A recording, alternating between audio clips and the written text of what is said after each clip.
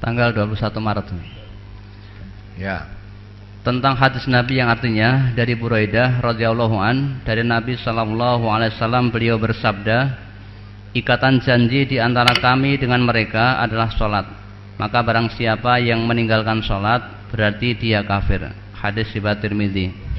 Dari Syakik bin Abdullah, seorang ulama tabi'in yang telah disepakati memiliki kelebihan rahimahullah, berkata, para sahabat Nabi Muhammad sallallahu alaihi wasallam tidak ada yang berpendapat tentang sesuatu perbuatan yang apabila ditinggalkan menjadi kafir kecuali salat. Hadis riwayat Tirmidzi. Apakah kedua hadis di atas sahih? Kalau hadis yang pertama itu sahih, yang diriwayatkan oleh Tirmidzi, itu betul sahih, ya. Kemudian yang kedua itu bukan hadis Nabi, itu bukan hadis Nabi, itu hanya cuma perkataan tabiin. Ya, tabiin itu sudah sahabat, tidak pernah ketemu Nabi orang yang berkata itu, ya. Jadi tabiin, jadi kan tadi itu seorang ulama tabi'in yang telah disepakati memiliki kelebihan rahimullah berkata, para sahabat Nabi sallallahu alaihi wasallam tidak ada yang berpendapat tentang sesuatu perbuatan yang apabila ditinggalkan menjadikan kafir kecuali sholat. Betul kan? Mang Nabi juga mengatakan yang membedakan seseorang Islam dan kafirnya adalah sholat. Kalau dia sholat, Islam, ya. Kalau dia tidak sholat, sekalipun hafal Quran, bacaannya fasih, tidak sholat, kafir. Walaupun suka ndungani, selamatan dheweke sing ndungani, apa-apa dia sing ndungani ya donga Islam. Tapi nggak pernah sholat, dia kafir. Ya. Kalau sholat dia Islam, kalau tidak sholat kafir. Maka kalau dia tidak sholat kita hidupnya, matinya nggak perlu disolatkan. Kenapa nggak disolatkan? Karena dia kafir. Loh, dia pinter ndonga, iya ning ora sholat, ya kan? Kalau dia ora sholat tak pinter ndongake wong itu bagaimana? Dirinya sendiri tidak selamat, bagaimana dia mendoakan orang lain untuk selamat? Siapa meninggalkan sholat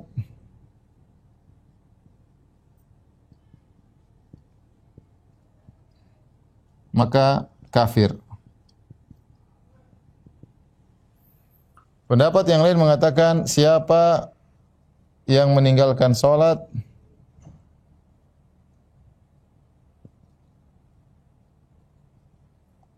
atau zakat maka kafir. Pendapat ketiga mengatakan siapa yang meninggalkan salah satunya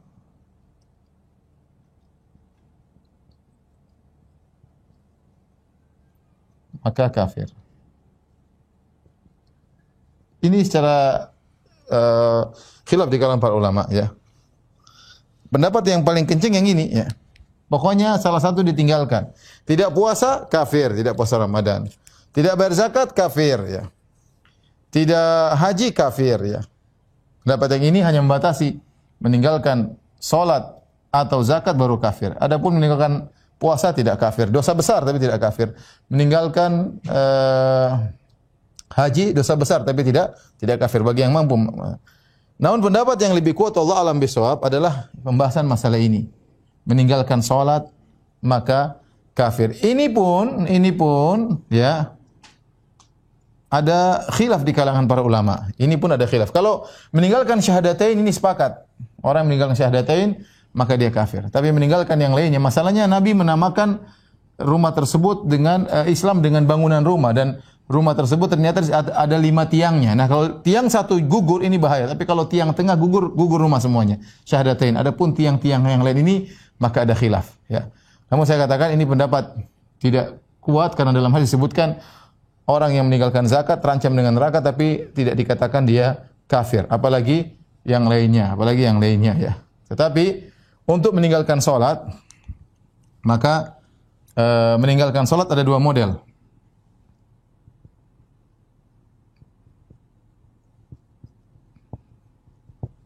Pertama, meninggalkan karena meyakini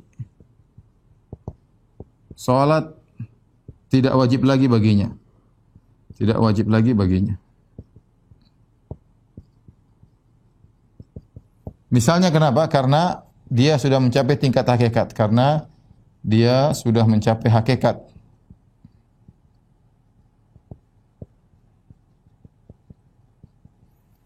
Yang kedua, karena malas.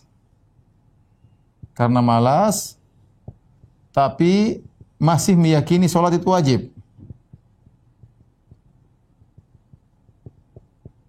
Sholat itu wajib. Maka untuk kondisi yang ini, seorang meninggalkan sholat, dia meyakini sholat tidak wajib lagi baginya karena sudah mencapai tingkat hakikat, maka ini ijma, sepakat. Dia keluar dari Islam. Ya. Kenapa? Karena dia sudah menganggap dia boleh keluar dari syariat Nabi Muhammad SAW. Ya, dia bukan Islam dong. Islam kan syariatnya Nabi Muhammad SAW. Kalau dia bilang, oh saya sudah tidak wajib lagi sholat. Kenapa? Sholat itu hanya untuk orang yang baru belajar. Saya sudah mencapai tingkat hakikat, saya sudah mencapai tingkat ma'rifat. Adapun yang baru-baru belajar sholat, saya sudah enggak perlu lagi. Saya tidak perlu lagi sholat. Saya sudah mencapai tingkatan tinggi sehingga saya boleh keluar dari syariat Nabi Muhammad SAW. Sebagaimana pendapat sebagian orang-orang sufi, maka ini sepakat ulama ijma dia telah keluar dari Islam. Yang menjadi khilaf di sini, bagaimana karena malas tapi masih meyakini salat wajib. Bagaimana kebanyakan orang-orang yang meninggalkan salat? Ya salat wajib, tapi saya malas ya. Ini bagaimana? Ini khilaf di kalangan para ulama hukumnya. Ya, ada beberapa pendapat. Pendapat pertama mengatakan tidak kafir meskipun dosa sangat besar. Selama dia masih meyakini wajib, dia belum kafir. Pendapat kedua, ya, kafir meski satu solat saja yang ditinggalkan. Saja yang ditinggalkan tanpa uzur. Ditinggalkan tanpa uzur. Pendapat yang ketiga, kafir jika meninggalkan salat secara total.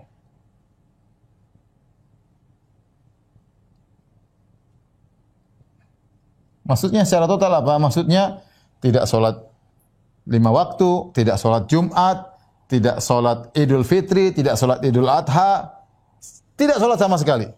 Maka dia kafir. Kenapa para ulama khilaf tentang masalah ini? Karena memang ada hadisnya. Nabi SAW bersabda, dalam hadis Rasulullah SAW bersabda, ya, man tarakaha wa man tarakaha faqad kafar. Kata Nabi SAW, ahadul ladzi baina bainahumus salat, faman tarakaha faqad kafar. Yang menjadi pembeda antara kami dengan mereka adalah salat. Siapa yang meninggalkan salat maka telah kafir. Siapa meninggalkan salat, kata Nabi SAW, maka telah kafir. Ini hadis sahih. Maka telah kafir. Kemudian juga dalam hadis yang lain Nabi SAW bersabda, bainar rajuli wasyirki wal kufur tarkus salat.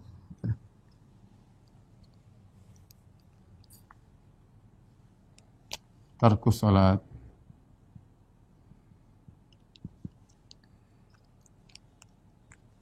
Antara seseorang dengan kesyirikan atau kekufuran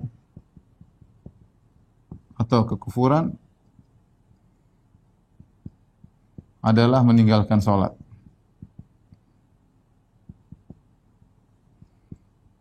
Nah, kalau dia meninggalkan salat berarti dia terjerumus dalam kesyirikan atau kekufuran. Ini semua dalil menunjukkan orang meninggalkan salat adalah kufur. Tentu ada hadis-hadis ayat-ayat yang lain tapi saya tidak ingin berpanjang lebar. Hanya saja ketika Nabi berkata siapa meninggalkan salat maka telah kafir. Nah, para ulama khilaf apa maksudnya kafir di sini? Ya, kalau dia meninggalkan salat karena meyakini salat tidak wajib lagi maka dia kafir. Kafir bukan karena meninggalkan salat, tapi meyakini dia sudah boleh keluar dari syariat Nabi Muhammad, maka dia kafir. Nah ini yang khilaf. Bagaimana kalau dia kafir? Bagaimana kalau dia meninggalkan salat karena malas? Maka para ulama berselisih. Apakah dia kafir atau tidak? Bagi yang mengatakan tidak kafir meskipun terjerumus dalam dosa besar, kata mereka kafir sini maksudnya kafir kecil, bukan kafir besar. Ada yang mengambil zahirnya, meninggalkan satu salat saja tanpa uzur kafir, karena Nabi yang bilang kafir. Pendapat yang ketiga, dia kafir jika meninggalkan salat secara total. Saya kalau disuruh memilih, saya lebih condong pada pendapat ini. Jika seorang meninggalkan salat hanya 2 waktu, 3 waktu, dia belum kafir. Jika meninggalkan salat Jumat, ya, tapi dia salat Jumat dalam sebulan masih sekali ada salat Jumat, dia belum kafir. Kapan dia kafir? Jika dia meninggalkan salat sama sekali, maka dia kafir. Namun kalau yang berlaku di mazhab Imam Syafi'i ini yang berlaku di tanah air kita. Ini mazhab Imam Syafi'i. Mazhab Imam Syafi'i. Jadi menurut mazhab Imam Syafi'i, seorang meninggalkan salat belum kafir kecuali dia meyakini salat sudah tidak wajib lagi. Kecuali dia meyakini salat sudah tidak wajib lagi. Tapi intinya para pemirsa yang dirahmati Allah Subhanahu wa taala, masalah meninggalkan salat masalah bahaya ya. Jadi para ulama mengenai hukum meninggalkan sholat itu ada 2 pendapat. Pendapat yang pertama, meninggalkan sholat mutlak keluar dari Islam. Yang kedua, meninggalkan sholat baru keluar dari Islam kalau menolak kewajibannya. Saya pribadi memilih pendapat yang kedua. Selama dia tidak menolak kewajibannya, masih meyakini kewajiban sholat, meskipun dia tidak sholat, maka statusnya masih muslim. Dia baru keluar dari Islam kalau sudah menolak kewajiban sholat. Selama masih mengakui kewajiban sholat, menerima kewajiban sholat, bahkan nyuruh anaknya sholat, maka statusnya masih muslim. Tapi kalau menolak kewajiban sholat, meninggalkan sholat, maka baru statusnya bukan muslim. Memang tadi para ulama ada 2 pendapat. Pendapat yang pertama tadi, meninggalkan sholat otomatis keluar dari Islam.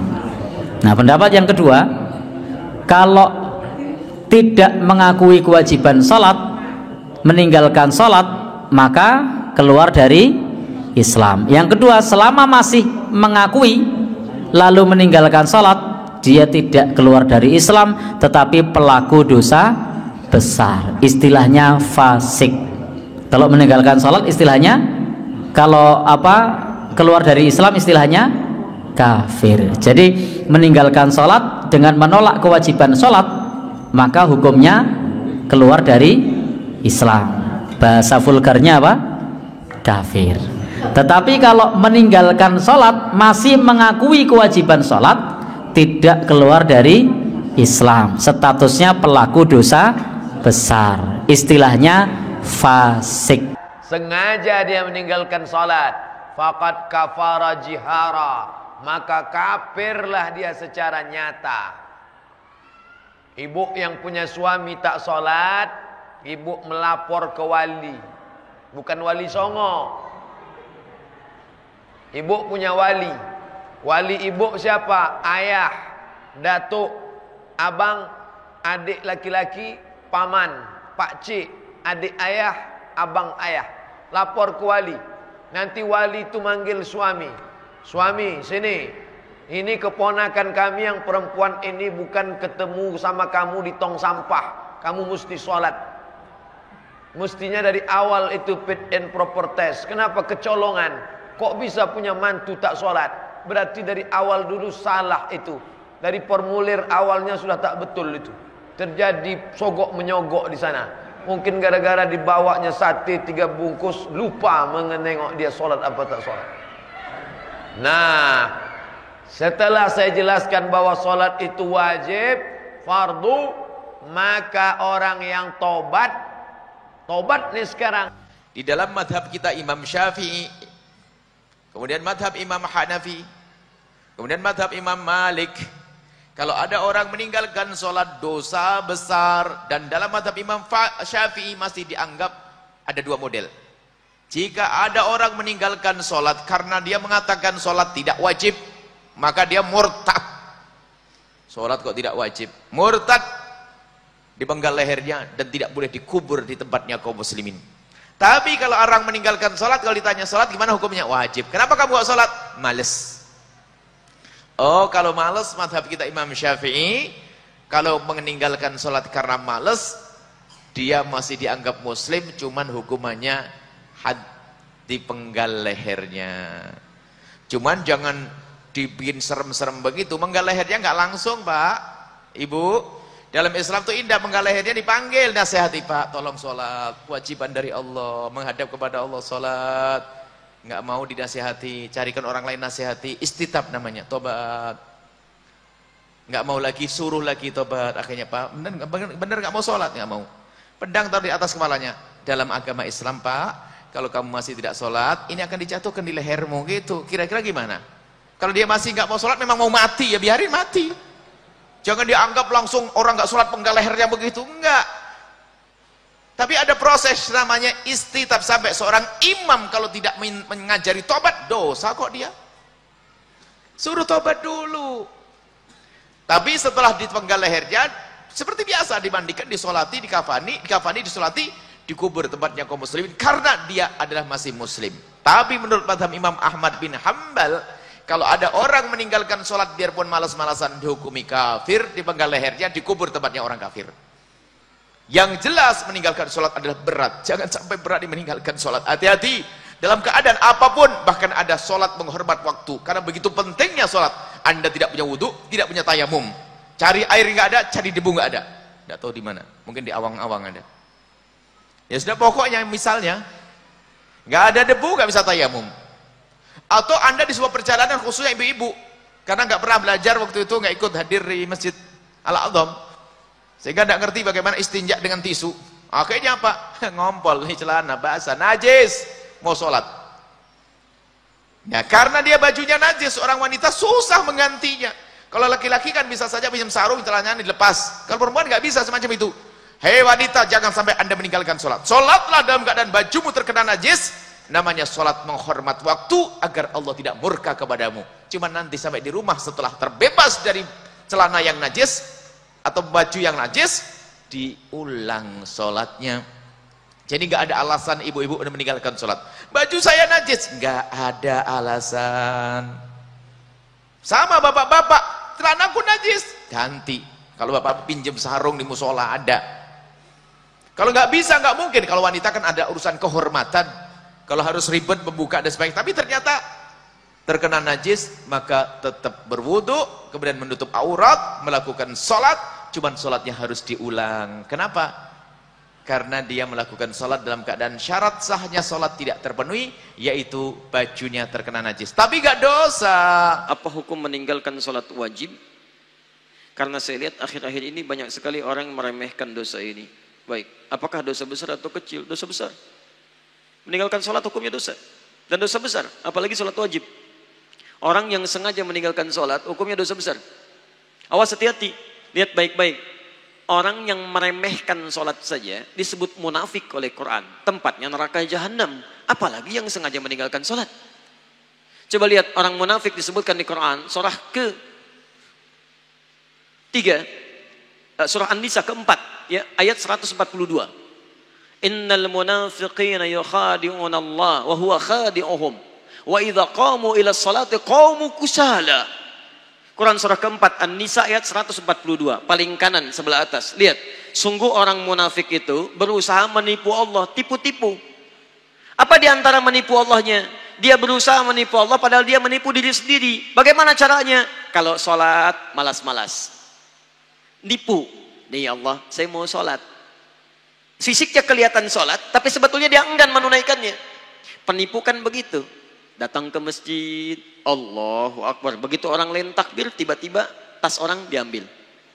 Handphone orang diambil. Di pura-pura di hadapan kita baik, padahal dia mengerjakan apa yang tidak kita sukai. Orang munafik disebut oleh Quran masih sholat. Antum kenal Abdullah bin Ubay bin Salul?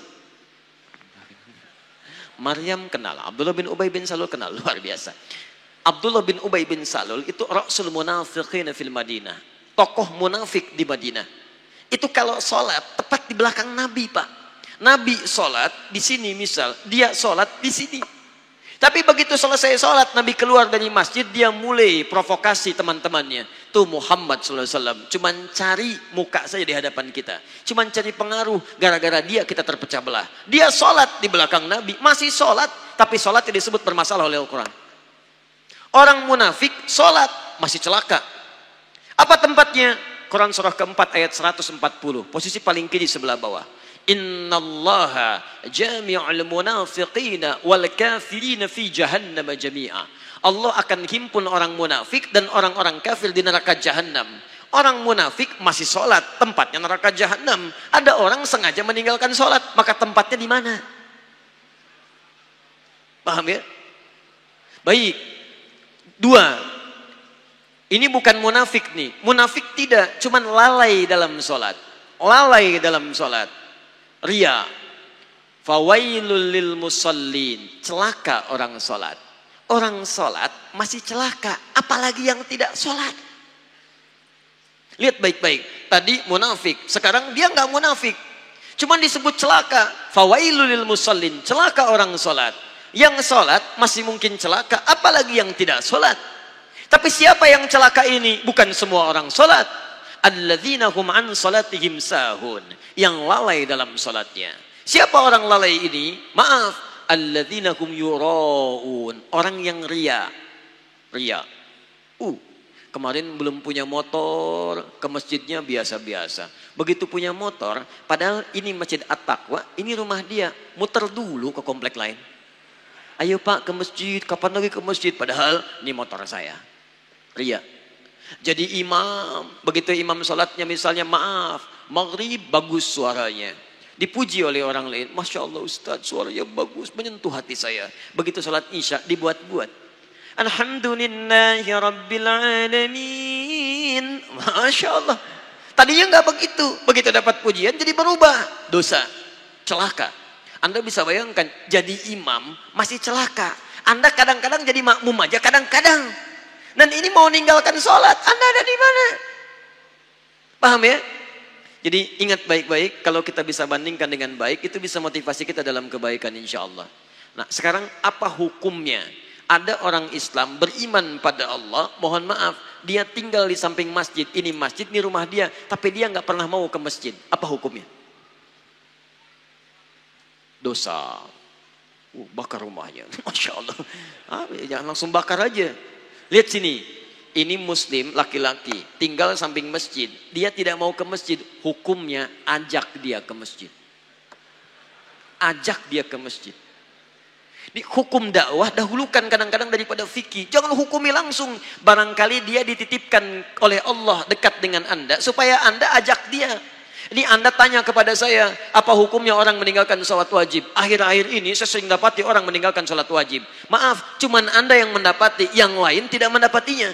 Barangkali ditunjukkan kepada Anda supaya Anda mengajaknya, bukan untuk menghukuminya. Ayo ajak dia dengan doa, ya Allah lembutkan hatinya. Sebelum engkau wafatkan, ya Allah beri kesempatan dia untuk menunaikan sholat. Berikan kekuatan dalam jiwanya. Anda doakan setelah Anda bangun tahajud, maka cepat Allah kabulkan. Besoknya Anda ajak lagi. Baik kawan, ayo kita tunaikan sholat. Sholat kan nomor 2, nomor 1 main bola dulu. Gak apa-apa, hari pertama jalan lagi. Hari kedua ingatkan lagi. Hari ketiga ingatkan lagi. Bahkan barangkali dengan terus-menerus diingatkan, maka muncul hidayah dalam dirinya. Wadzakir, fadzakir innama anta mudzakir, lasta alaihim bimusaitir. Wadzakir fa inna dzikra tanfa'ul mu'minin. Ingatkan karena peringatan itu bisa memberikan dampak pada orang-orang yang beriman.